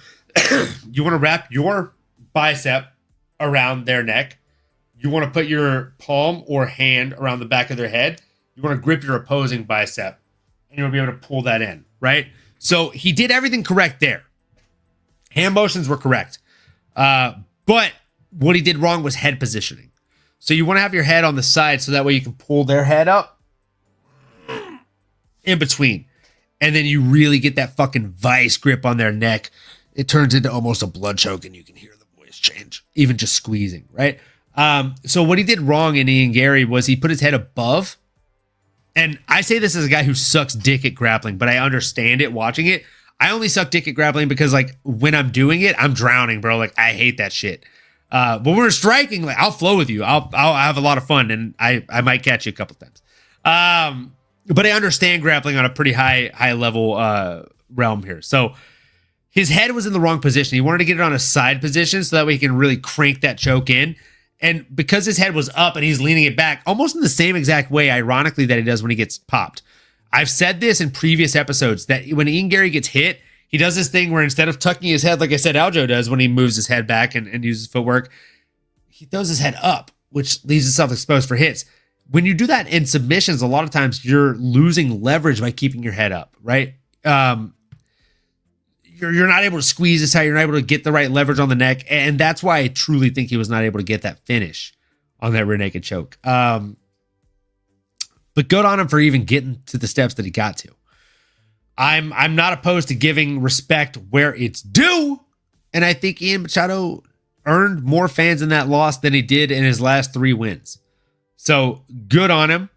Now, my question to you, Nano, before we get too slanty-eyed here, what is the next pick for this fucking Falcon Tamer himself, Shavkat Rakhmonov?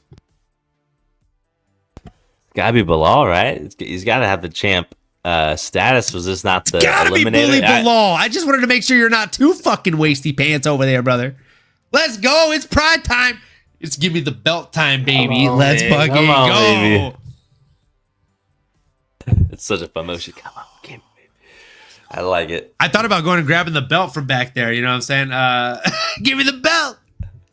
Give me the belt. Oh, Everything man. Oh, man. Everything you got. Everything you got.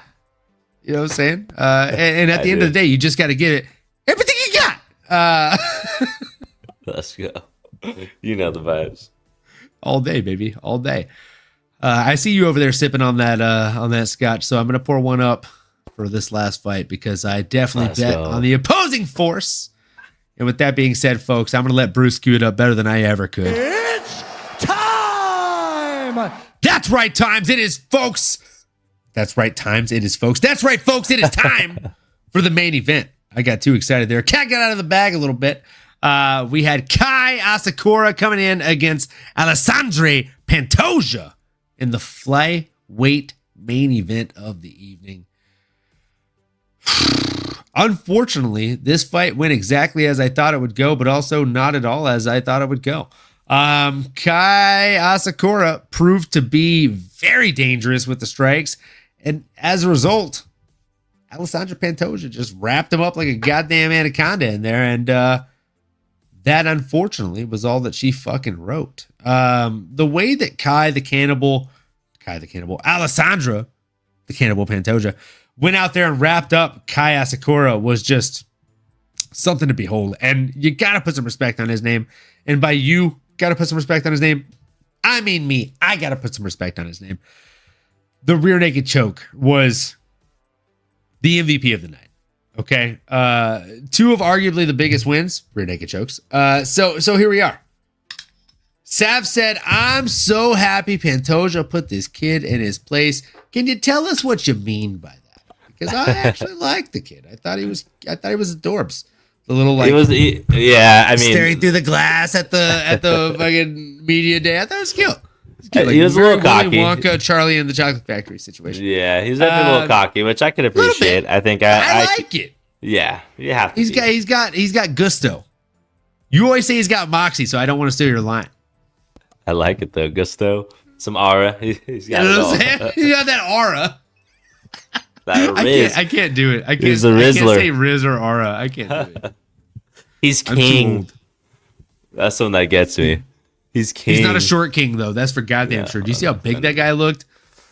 A big boy. Man, he looked good in there for as long as it lasted. I've got my shot poured up. This is the definite last one of the night here, folks. Look, you know the drill. If you're new here, if you're old here, if you're somewhere in between, do us a huge favor. And for those of you that are watching on X, Twitter, whatever the fuck you call it, there's 9 of you right now. I'm watching. Do us a favor. Go over to YouTube at MMAnomaly. Very, very easy to find me. Look, folks, we'd appreciate it if you just hit that subscribe, like, comment, smash the bell for notifications. It really, really, really helps with the algorithm. And you know that we bow down to the almighty algorithm here.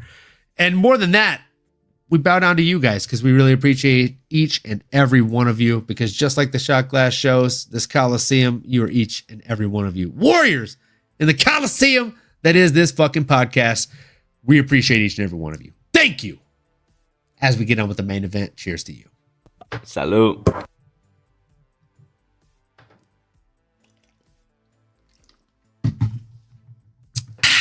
Assad. Man, if that was a steak, it would have been a carne asada. Nano. I've been rambling on about this fight for a couple minutes. What were your thoughts on this fight? I know that you were riding on the Alexandra Pantoja train here while I was flying the new underdog here. Yeah. Tell us why you were right and I was wrong. Man, I mean, I think it boils down to that true mixed martial arts capabilities, man. What we saw, ladies and gents, on Saturday night was a true GOAT in the making here, somebody that's really making a name for himself, as someone like the coin, and Gambit like the coin as well. Dominant, man. I mean, what you saw that first round was a measured champion. You know what's in front of you, the threats that your opponent's going to be showing and throwing and kicking at you, the knees most specifically. He played a good hand. He played a good fight IQ, displayed good fight IQ, and had a good game plan. And stuck to it. The striking differential was pretty close, but he ended up landing 2 out of 4 takedowns in that first round. Then obviously the second round being able to get the submission there. I mean, just textbook, right? He's strong for the division. Got his limit overseen here on the screen.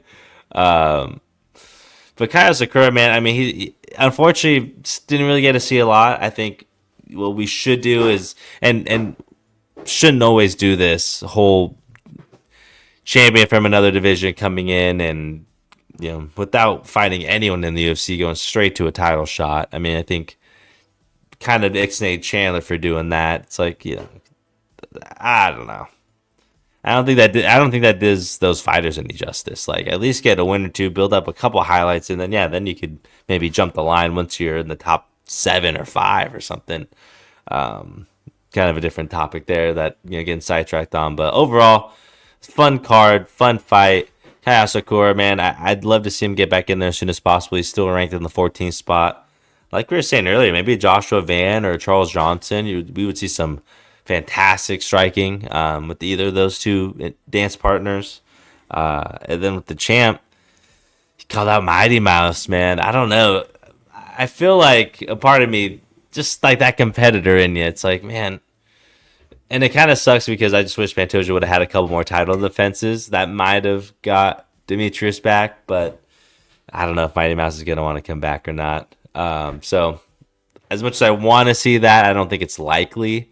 So I'm hoping Pantoja, the champ, potentially can go out and... I mean, I don't know, is it Moreno again? I don't know. I mean, who's new? Maybe he needs to wait a little bit, right? Does he go up a division, try to go fight a Rob? A lot for him. What are you thinking, brother?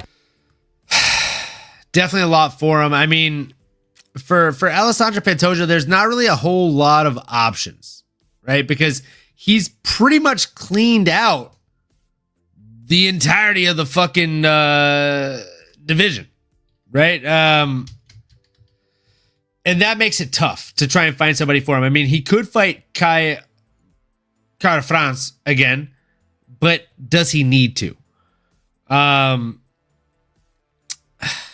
If I'm him, I don't really know, man.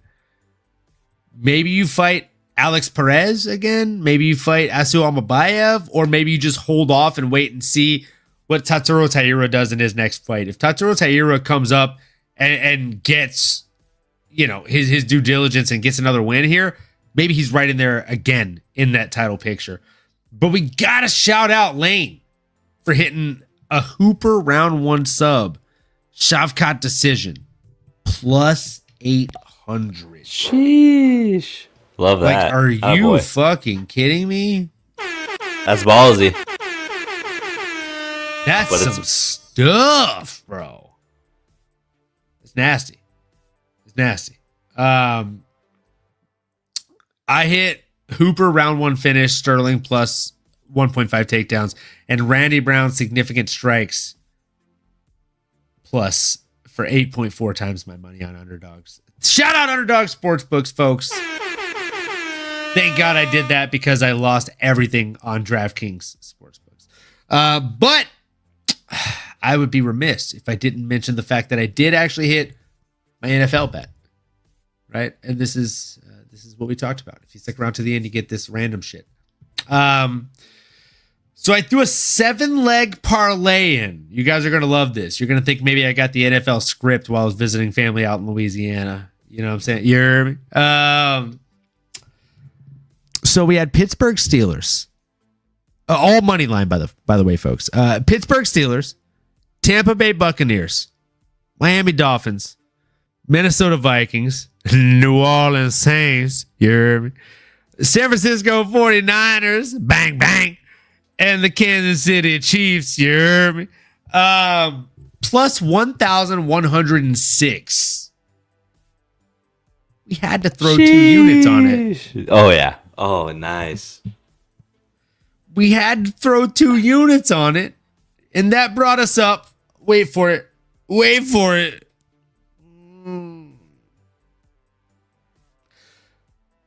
2.1 times what we lost. So we're back. We're not only back, but we continue to play with house money, folks. Let me just cue it. There we go. There it is. Here we go. Come on. There it is, folks. So, I mean, come on. We're back. We are back, folks. And you love to see it. I mean, that was probably one of my favorite bets I've made. I threw it in there and I was like, you know what? Like, as I'm piecing it together, I'm like, 7 legs is pretty ambitious, but feeling good. And then when it hit on Sunday, I was like, all right, Kansas City Chiefs, like, it's telling me to cash out at like 70% of the payout. Should I do it? I'm like, I'll still make back the units I lost, but I could still like 0.5 times the amount I'm going to make. I'm going to hold out.